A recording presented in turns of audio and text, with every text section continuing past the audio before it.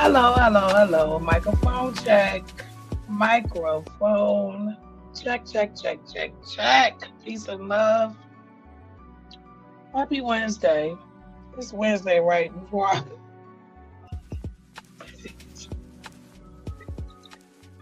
Happy Wednesday. Oh my goodness. So, to take my time introducing this live and what I wanted to speak on. Hopefully, this process gets easier and easier by the day. Oh, how time flies. Let's do breathe in, breathe out. Y'all know me. I need a breathe in, breathe out moment. I have added this stream to our Conundrums of Blackness podcast, which will be getting a revamp coming soon. And I'm excited for the direction that podcast has actually went in. I had to do a lot of reflecting and a lot of research and a lot of reading and a lot of psychology, digging into psychology of my own self and those around me and in my community and moving on outward into the vast world we live in. I'm Shell from the block. Let's breathe in and let me breathe out. Welcome to my channel.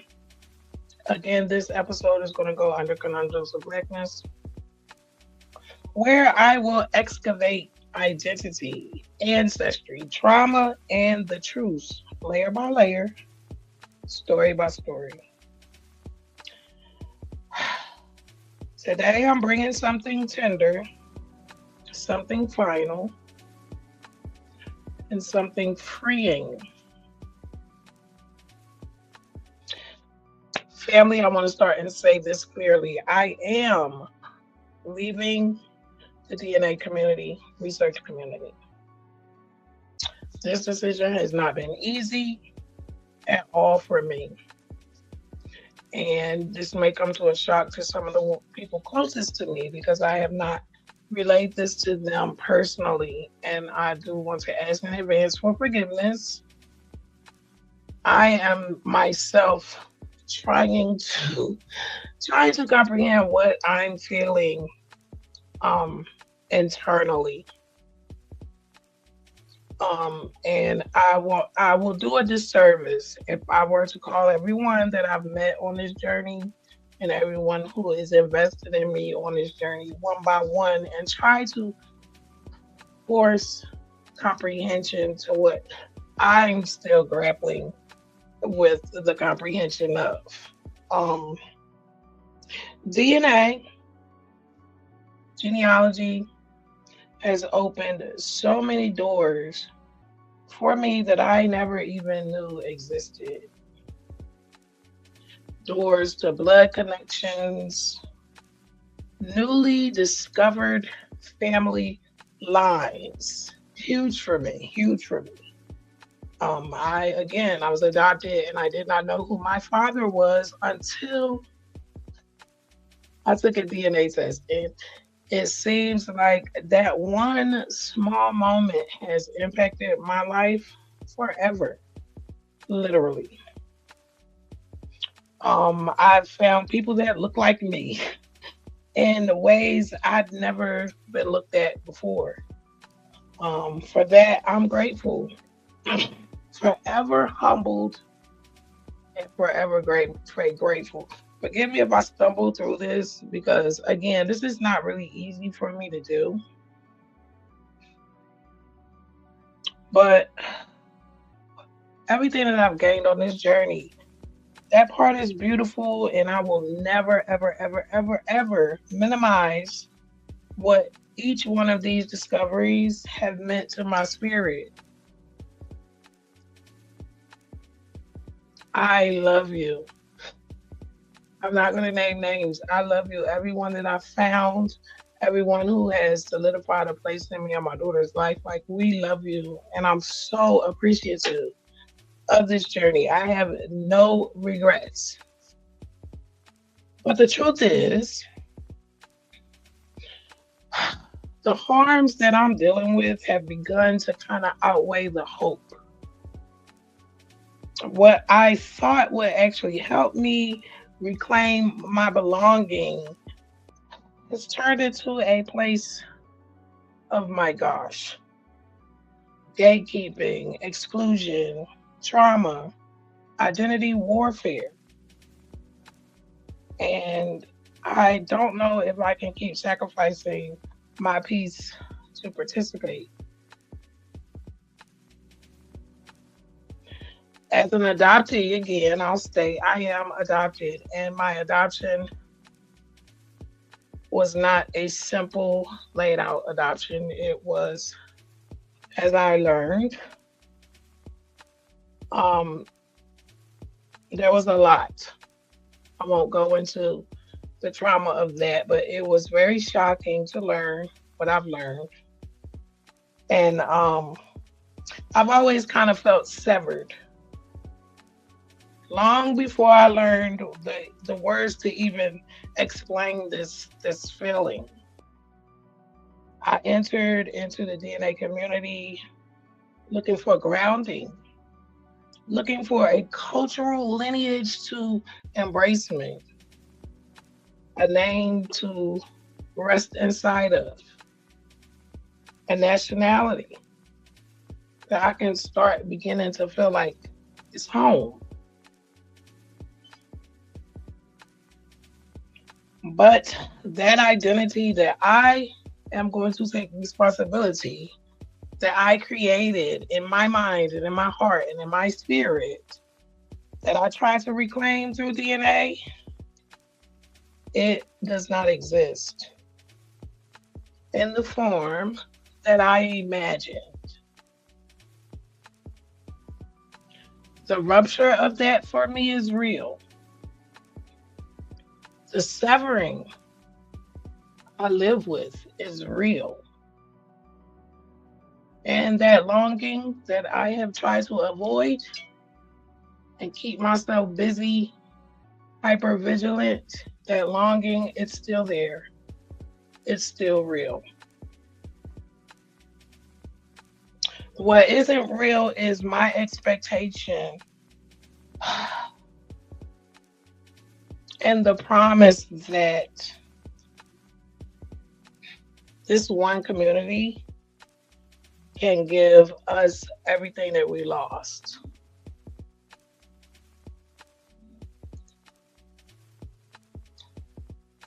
So today I honor the connections I have made. I release the harms that I myself endured, and I reclaim my right to heal. I'm gonna pause a little bit and read this comment because I'm a little emotional just in my chest. This is not easy for me to do. But I also have this feeling that this is the way this is supposed to go. My Belinda says, do a huge service and the most service to yourself. No apologies needed or required, love. You don't let anyone or anything deplete your peace, mind, body, nor your spirit. You're great all on your own. Thank you. And I believe that. And this is why I think that, for one, I definitely owe an explanation, only because I love everyone in this community. That's why I'm doing it this way, so that it can be said in one space, because this is a global movement and it's still happening. And I honestly don't have any regrets. I don't have any regrets. It's not about me regretting, it's just about me being clear that I am stepping away. But I'm also moving in a new direction, which has me excited, of course, because, when you close one door, many more open. And if you know me, as my Belinda does, normally because again, I have a thing with hypervigilance. When one thing doesn't work, I go to another, and I love helping. I have some ideas. And from this moment forward, I am going to center one.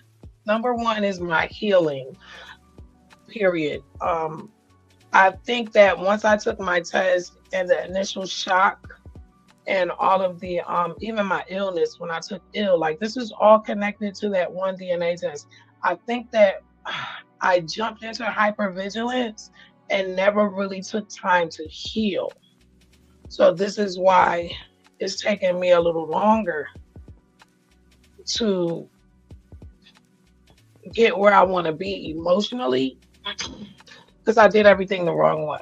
Like I'm taking accountability.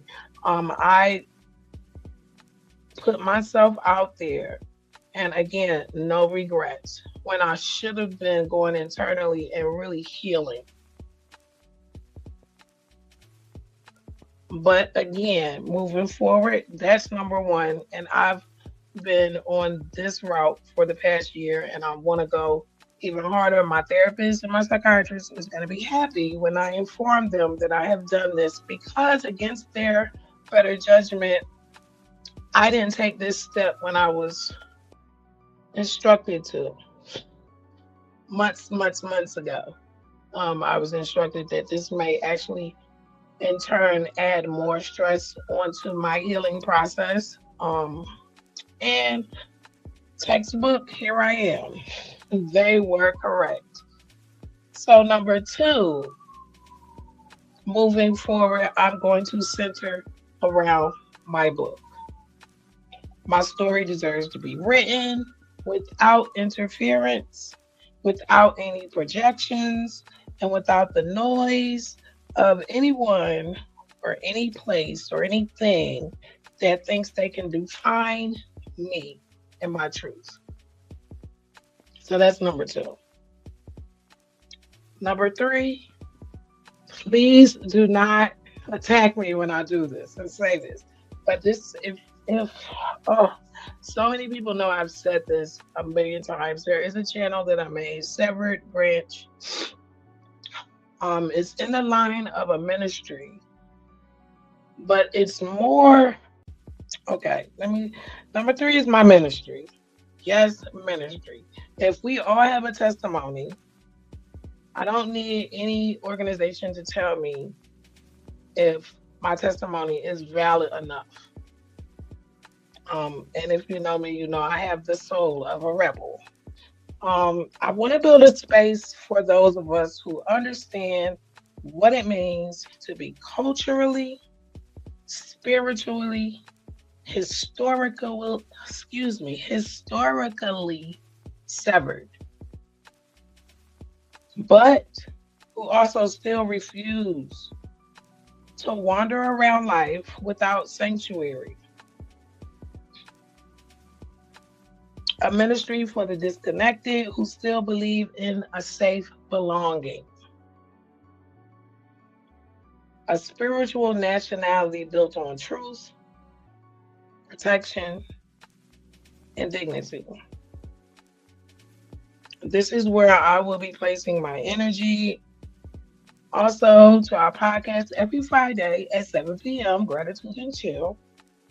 Conundrums of Blackness will be coming back as well in 2026. This is where I'm walking next. Do I have a timeline? No. Am I creating a timeline? No. I know I've always moved by vision, rarely by instruction. And as I've gotten older and through so many things that were designed for me never to get through, I've learned that I need to start trusting my inner being a little more. When I have a feeling about a thing, listen to it. I do not want to get as ill as I was before. I soak up so much energy from other people, which again, I have no regrets. But learning how I operate and learning that I am empathic, learning that I am intuitive, and really revamping my life and the things that I do and take part in around that more than I have been. And it feels good. Ooh, can I exhale? It feels good for me to say this.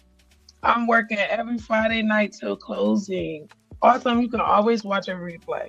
I never delete any video. They're always up there for replay. It's not mandatory that you show up for lives, but your replay does help my channel grow and keep my videos in rotation. So I want to say this first to my DNA connections. Oh my gosh, I honor you. I thank you and I love you. I do release the expectations that DNA alone can define family because I, being adopted, know better. I know that sometimes you are given a forever family. I know that sometimes situations in life will push you to where you have to build your own family, as I have done. Even on this journey, I know there are cousins that I have connected to that I will give my energy to until the day that I die because I know we're connected. I can feel the value they see in me, and I hope this change that I'm making does not make you think that I see you any less. I love you. We love each other. We're going to let it be because we have built that love deliberately, not because a test told us we should. We actively participated in bonding, and I love you. I'm stepping back, but I'm not stepping down. Just reclaiming myself without a map. Building home, even if I have no blueprint.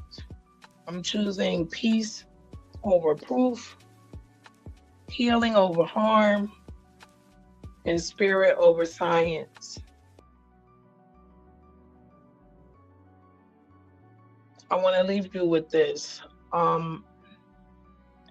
What are some things that you're clinging to that's cutting you? And what could you become if you finally just let it go? I'd been on this journey of finding my family and having this happy ending for so long. It broke me when I found the opposite. And I don't think that I have ever stated that until now. And sitting with that disappointment will take some time for me to heal from. But I'm also grateful that I'm staying strong through this and really taking up for me and looking out for me. I feel like everything that I did on this journey, the DNA journey, it was already ordered. And I believe that I felt my duty to the ancestors. And I'm proud of that. And I'm going to be so much more involved in building back up my channel, staying healthy, finding as many resources as possible to keep this vision that I have going forward operable. I want to say it, but I cannot barely say that word. But I just wanted to share that. This is my final decision. It's the best. It's the best thing I could do. I am not taking any of my data out of any of the projects. That is not what I took. That's not what I was in this for. Hopefully my DNA can help someone later on for eternity, someone find a connection that they're working on. And it's a beautiful process. But there's so much support that needs to be out there for people who do get into these communities. I would love to see um, some type of pipeline that is solid that supports the emotional ramifications of DNA testing, especially under the colonial U.S., British U.S., American, Afrocentric, Caribbean history. Just so that we are not, in the name of our ancestors, doing more damage amongst one another. All skin folks, our kin folks, it's harmony and loyalty that makes it. All skin folks are not kin folks, baby. I read that earlier and I chuckled because it's true. It's harmony and loyalty that makes family. A house divided cannot and will not stand. Make sure you fill your house with those who stand for you and on your same positive energy. Thank you. I agree. I agree. I totally agree. And we all have to start somewhere. This is not a dig to any organization or anyone. When you're coming from the history of the United States, it's hard, especially for um, anyone labeled. I can't even say non-white. It's for all of the classes that were created here. It's hard. It's hard. The ethical and the lineage dilutions still reign true to this day, and I think that part is overlooked, and it kind of muddies the water of what happened here to the lineages and what they went through. We see the data, but how are we interpreting it? Um, and I don't have all the answers. I cannot clean up colonization.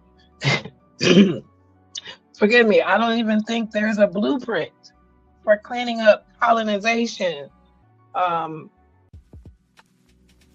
so I want to sit with that for just 1 second. I don't know how many other people have noticed the issues that come along with doing so-called Black American genealogy and the DNA testings. Um, it's it's interesting. It's very interesting. I need to pause for 1 second. Be right back.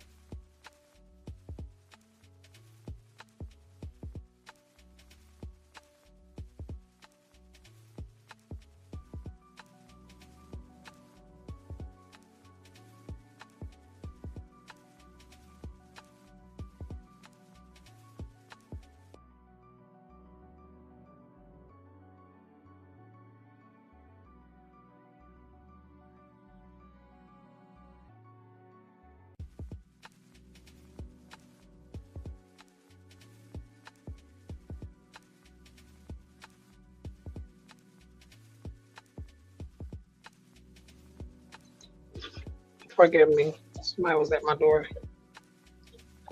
So yeah, it's interesting and on some branches just plain out traumatizing. Plain out traumatizing. And another thing, I also believe I won't say that. It's a process, but I will say this. I'm excited to see what I come up with next. The next creations, the next movements, more healing, feeling better, staying in that energy, just giving gratitude for all I have come through. Even this, I don't want to say this in no type of way. I don't think anybody else could have went through this. It came out sane. So I'm grateful that I'm still in one piece. And even though sometimes I feel broken, I'm not broken. I'm healing from some things that a lot of people, thank goodness, don't have to endure or face. So, yes, I am not apologizing. I have nothing to apologize for. I honestly had a ball. This was the best time of my life. It was just unbelievable because I never imagined that I would just take a DNA test and my father would just show up looking like me. I mean, I'm probably going to be in shock for another at least a year and a half because it's just unbelievable because I never imagined that I would ever know what I know now. And for that, again, I'm grateful to know, at least not to have to look anymore. I don't have anything to look for anymore. And that I think is a gift to me. So I'm going to sit with that gift. I will see you guys on Friday for Gratitude and Chill. Stay safe, aware, and a little more grateful. I love you.